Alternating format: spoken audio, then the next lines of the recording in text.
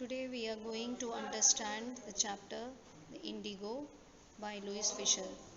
It is taken from an excerpt, The Life of Mahatma Gandhi.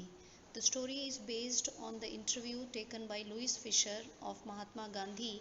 In order to write on him, he had visited him in 1942 at his ashram Sevagram, where he was told about the Indigo movement started by Gandhi. The story revolves around the struggle of Gandhi and other prominent leaders in order to safeguard sharecroppers from the atrocities of landlords.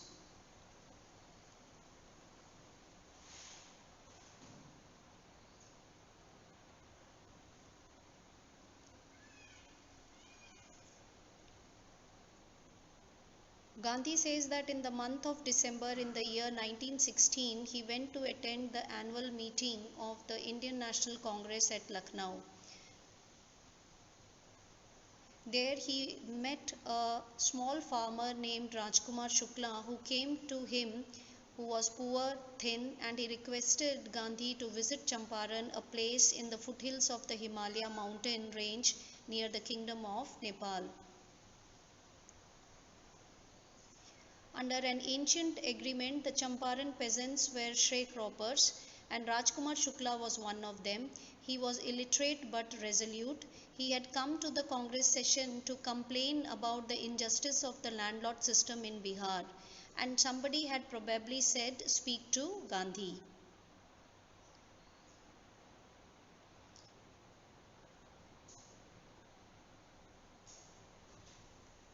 Rajkumar Shukla told Gandhi that he was a sharecropper,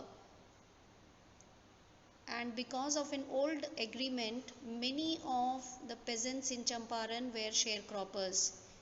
He had come to meet Gandhi on someone's suggestion, as he was determined to find a solution for the sharecroppers who were facing hardships due to this agreement.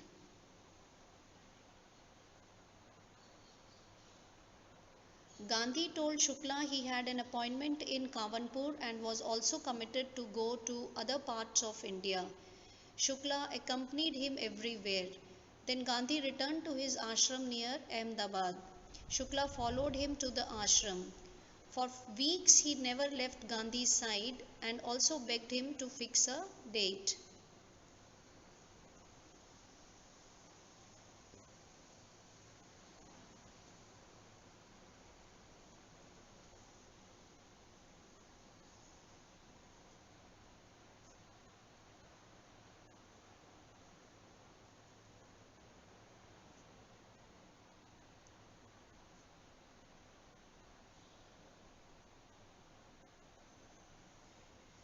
Gandhi was impressed with the determination of Rajkumar Shukla and said that he would be visiting Kolkata after a few months and that Shukla should meet him there.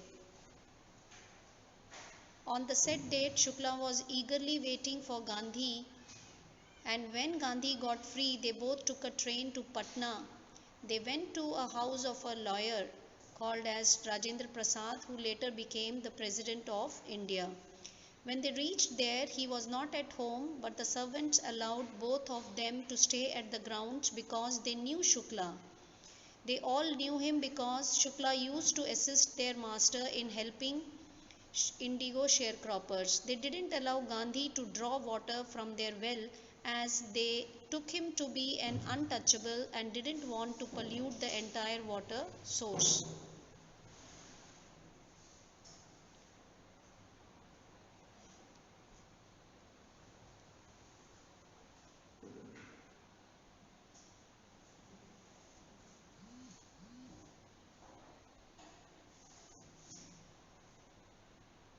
Gandhi decided to go first to Muzaffarpur, which was en route to Champaran, to obtain a more complete information about the conditions that Shukla was capable of imparting. He accordingly sent a telegram to Professor J.B. Kriplani of the Arts College of Muzaffarpur, whom he had seen at Tagore Shanti Niketan School. The train arrived at midnight of 1917. Kriplani was waiting at the station with a large body of students. Gandhi stayed there for 2 days in the house of Professor Malkani, a teacher in a government school.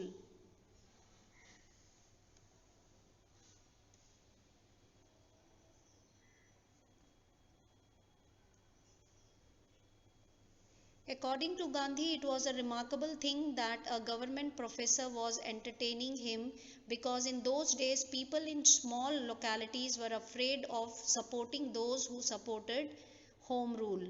The news of Gandhi's arrival and purpose of his mission spread through Muzaffarpur and Champaran very fast. Sharecroppers started to visit him. Muzaffarpur lawyers informed Gandhi about the whole situation, as they represented various peasants in the court.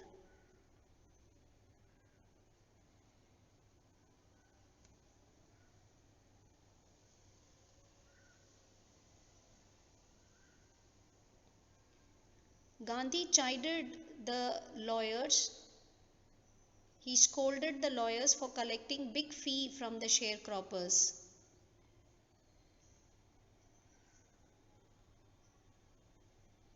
He decided that it was useless to go to the courts, as the judiciary was not doing anything good for the peasants. He said that as long as the peasants were suppressed and full of fear, it was useless to visit the courts. He wanted to set them free from fear. Most of the cultivated land in the Champaran district was owned by the Englishmen, who had divided them into various estates.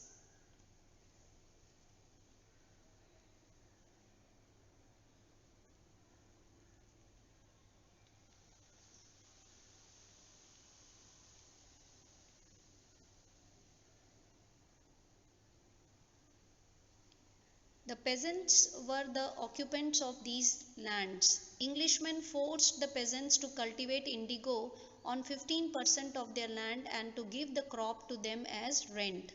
All this was done through a long term agreement.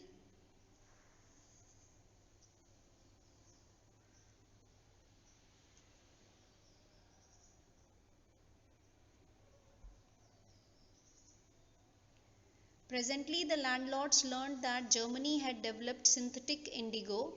They thereupon obtained agreements from the sharecroppers to pay them compensation for being released from the 15% arrangement. The sharecropping arrangement was quite troublesome for the peasants. So many of the peasants paid for the cancellation of the agreement, but as the news about the synthetic indigo spread and reached the uneducated peasants, they started demanding their money back.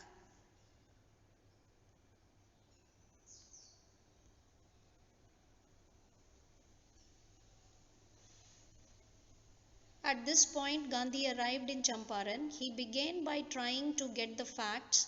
First, he visited the secretary of British Landlord Association.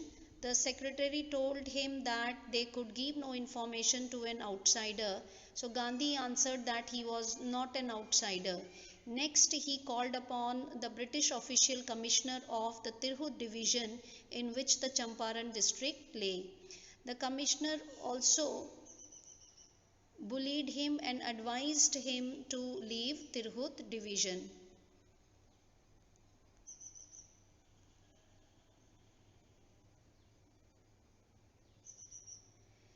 Though Gandhi was threatened by the commissioner, he didn't leave the place. He then went to Motihari, which was the capital of Champaran. He was joined by several lawyers. When they reached the station, they were welcomed by a large number of people. He then went to a house which was later converted into his headquarters. He was on his way on an elephant when the superintendent's messenger stopped him and ordered him to return back to the town. Gandhi followed him and the messenger took him back to his home. He was then served a notice which ordered him to quit his movement and return back. Gandhi received the notice and signed a receipt on which he wrote that he would not obey the order.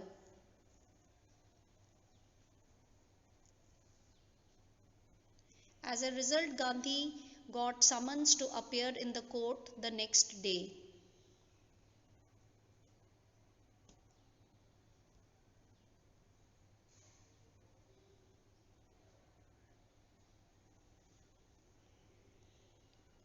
He telegraphed Rajendra Prasad and asked him to come to Bihar and get some powerful people along. He sent some guidelines to the ashram also and telegraphed the whole matter to the viceroy.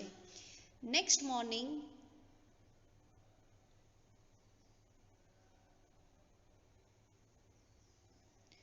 Motihari was full of peasants as they wanted to support Gandhi. None of them knew about his work in South Africa. They only knew that there was a Mahatma who wanted to help them and was in trouble due to the officials. They started gathering in front of the courthouse. This incident was their attempt of setting themselves free from the fear of the British. The officials felt powerless without Gandhi's cooperation, so he helped them regulate the crowd. He was polite and friendly.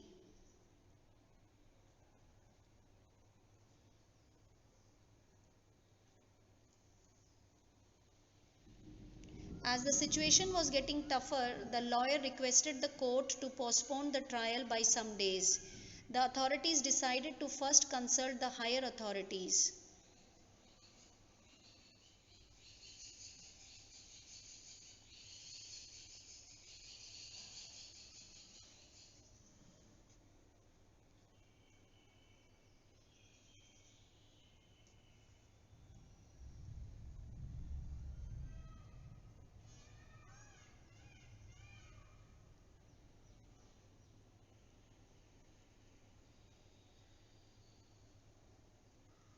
Gandhi objected against the delay of the proceedings and read out a statement in front of the court in which he accepted his fault in a very humble manner. He said that he was not a lawbreaker and didn't want to go against the law, but his duty towards humanity has a greater influence on him and it forced him to do so. He refused to leave the town because he wanted to help the sharecroppers as it was his moral duty. The magistrate asked him to arrange for bail because he was going to give his judgment after the 2-hour long break. Gandhi refused to seek bail and later on he was released without it.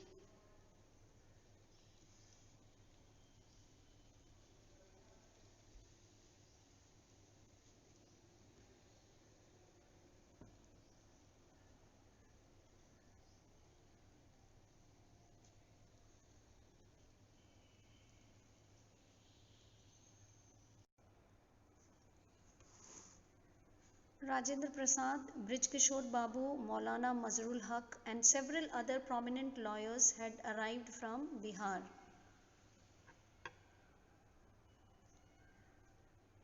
They had come to help and advise Gandhi, and Gandhi asked that if he was sentenced to jail, then what would be their course of action. One senior lawyer replied that they were there to help him out, and if he was sentenced to jail, they would return back. What about the injustice to the sharecroppers? Gandhi demanded. The lawyers withdrew to consult Rajendra Prasad, who recorded the upshot of their consultation.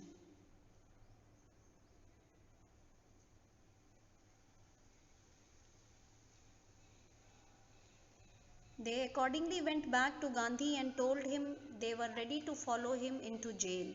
The Battle of Champaran is won. At this point, Gandhi exclaimed.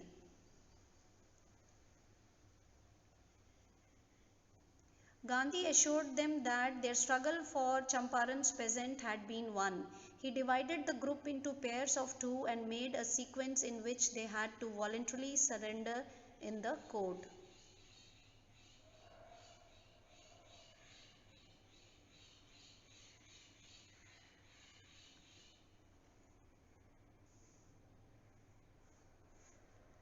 After some days, the magistrate sent a letter to Gandhi in which it was written that as per the orders of Deputy Governor, the case against him had been taken back. And it was for the first time in modern India that a peaceful protest against the government had been won. Gandhi and other lawyers called on with an in-depth investigation into the injustice with the farmers' statement of about 10,000 peasants were recorded and various documentary proofs were collected. The whole area vibrated with activity.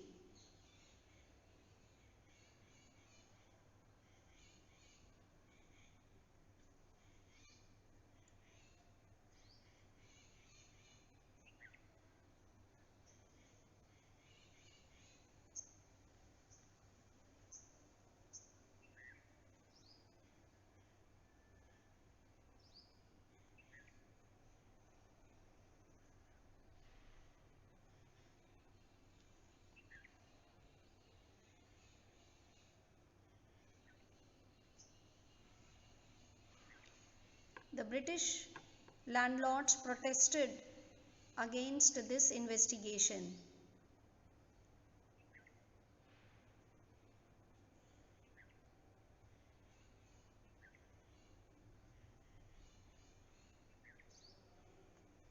In June, Gandhi called upon the present Deputy Governor, Sir Edward Gate, and before meeting him, he met his chief supporters and made plans for civil disobedience in case he did not return. Gandhi had 4 long interviews with the Deputy Commissioner, which led to the formation of a commission that inquired into the indigo sharecroppers' situation.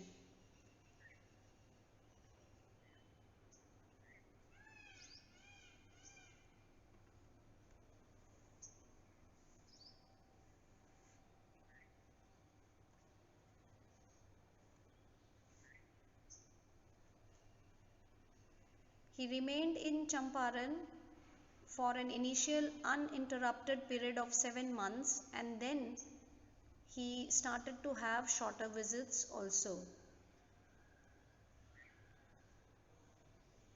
His visit on the request of a peasant was presumed to last a few days, but it took a year. The official inquiry didn't favor the planters, hence they agreed to pay back to the peasants, but they questioned Gandhi regarding the amount to be repaid.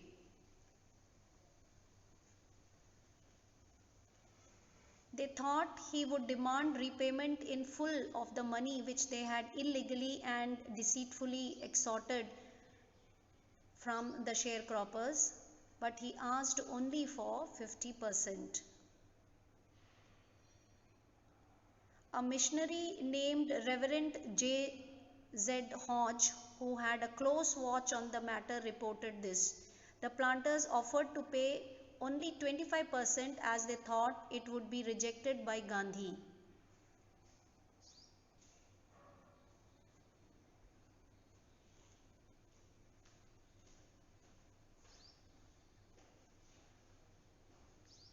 But Gandhi immediately accepted it. He said that the amount of money was not important, but by giving money, the planters had bowed down to the peasants and had given away their honor too. The planters who had earlier behaved as if they were above the law now had to abide by it. This made the peasants realize their rights and gave them courage to fight for them.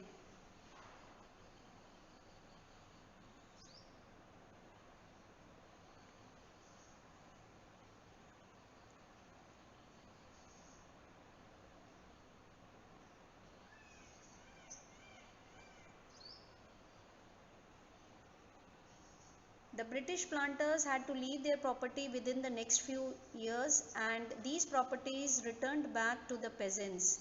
Indigo sharecropping soon came to an end. Gandhi was not satisfied by achieving political or economic solutions. He sought to remove the cultural and social backwardness of Champaran. He wanted to do something to remove the backwardness of the villagers of Champaran. So he requested teachers such as Mahadev Desai and Narhare Parekh and their wives to teach the villagers. Both of them were followers of Gandhi. Many volunteers also came from Bombay and Pune and joined them. Mrs. Gandhi and their youngest son Devadas arrived from the ashram for their help. Primary schools were opened in 6 villages where Kasturba used to teach the ashram rules of cleanliness and community sanitation.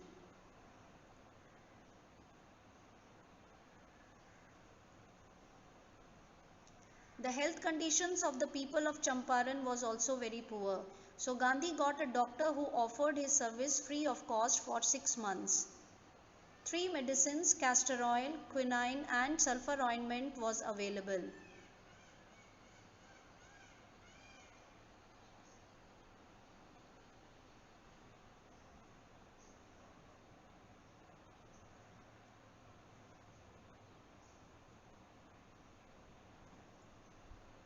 The women of the area used to wear dirty clothes. When Gandhi tried to know the reason through his wife, he was told those were the only saris each of the women had.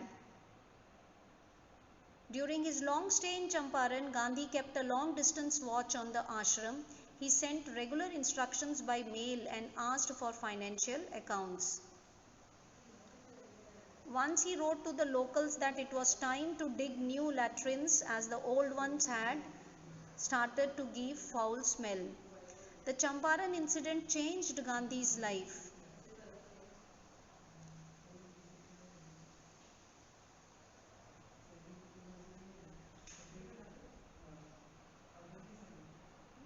He said that he had done a regular thing. He had put his point across that the Britishers could not order him in his own country.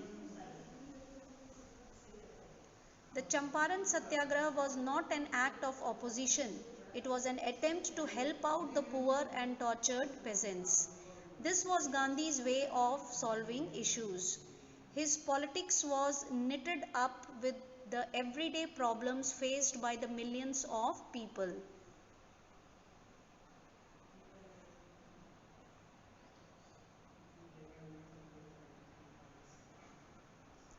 He did not aim at the fulfillment of ideas, rather, he was concerned for the people. The basic idea was to serve humanity and make a free Indian who could stand for his rights.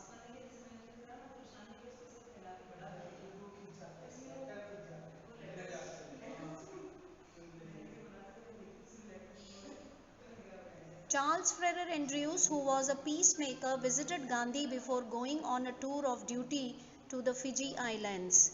Gandhi's lawyer friends wanted Andrews to stay at the ashram and help them, but Gandhi refused. He said that they did not need the help of Britishers as it showed lack of trust in their own abilities. He asked them not to seek any help from Mr. Andrews as he was an Englishman. Rajendra Prasad later on stated that Gandhi had read their thoughts and his reply served as a lesson of self-sufficiency for them. Being self-independent, free and helping the peasants, all these acts of Gandhi were interconnected. And with this we come to the conclusion of the chapter Indigo written by Louis Fisher.